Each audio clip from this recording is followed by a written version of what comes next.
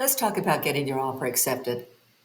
But before we get into tactics, it's important to understand the emotions and the motivations that drive both buyers and sellers.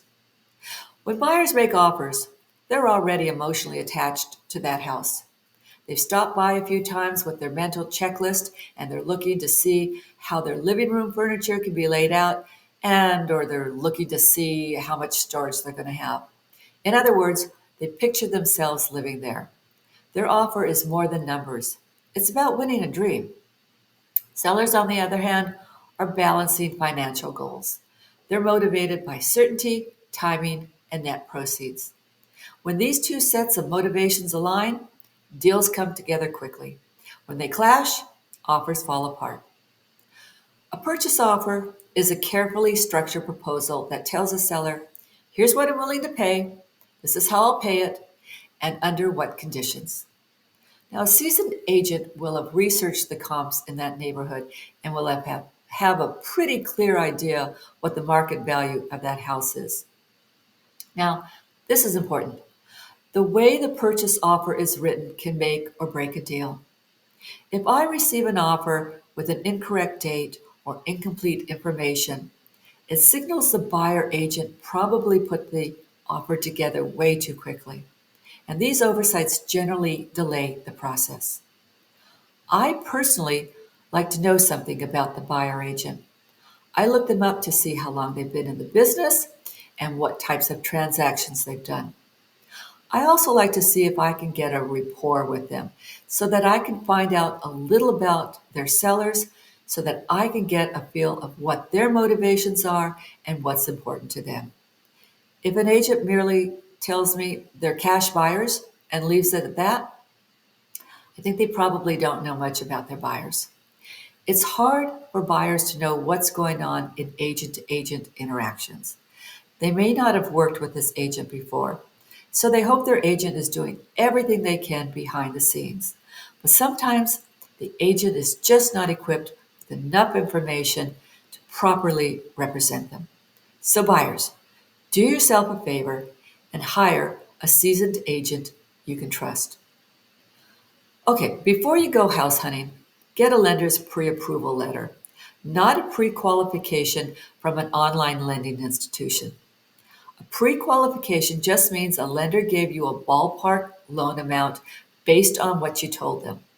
A pre approval means your income, credit, and the assets have been verified. The stronger your pre approval, the less risk the seller sees. Get the pre approval letter from a local lender. If you don't know of any, your agent will know and have worked with some of them in the past. I like using local lenders. They have their thumb on the pulse of local policies and procedures. A local lender will quickly execute the underwriting process so it doesn't drag on. Equally important is your proof of funds. The pre approval letter and the proof of funds will be included with your purchase offer. Timing is everything. When you're ready to make an offer, be sure your agent quickly gets it written and sent to you to sign through DocuSign. And buyers, it's important that you read and sign that purchase offer as soon as you receive it and send it back to your agent. If your purchase offer, in your purchase offer, it'll state your earnest money deposit. This is a good faith deposit that shows your seriousness. It's generally 3% of your purchase price. Now, if you can afford it and have the cash, you can increase that amount to really show your seriousness. Your down payment also is important. If you need a mortgage loan, the rule of thumb is generally 20% of purchase price. Mortgage loans require home appraisals.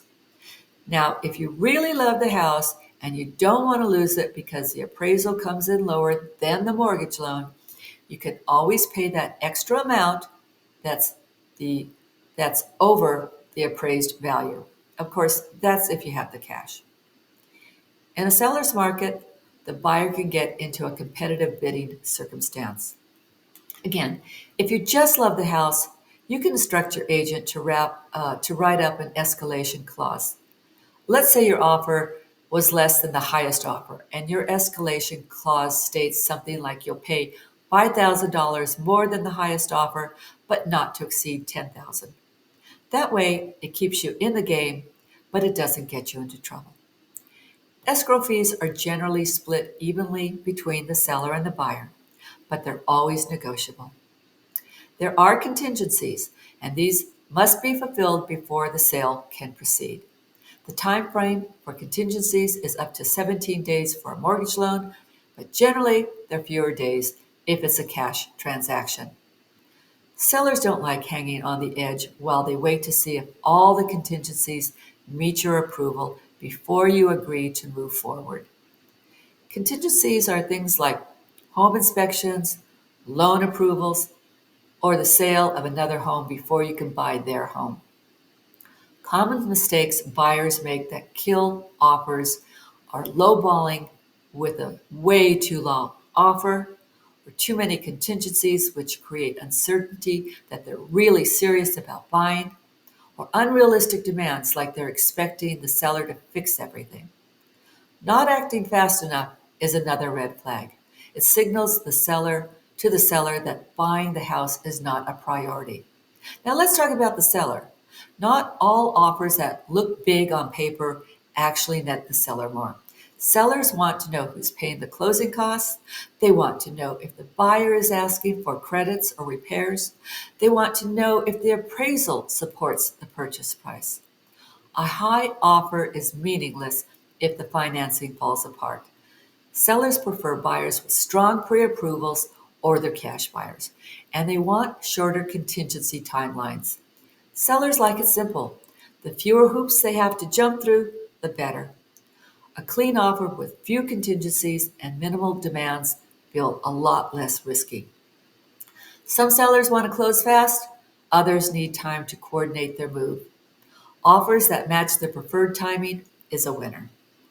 Sellers often reject offers when they see weak or no pre-approvals, no or minimal earnest money, or long closing timelines with no flexibilities, too many contingencies. And a buyer tied to another home before they commit to buying their home, it's a wash. Let me tell you, agents who communicate the wants and needs of their clients to each other can quickly resolve any obstacles. Agents don't like surprises, so we prepare for just about anything that could interfere with the sale. The home inspections and the termite reports can be stumbling blocks.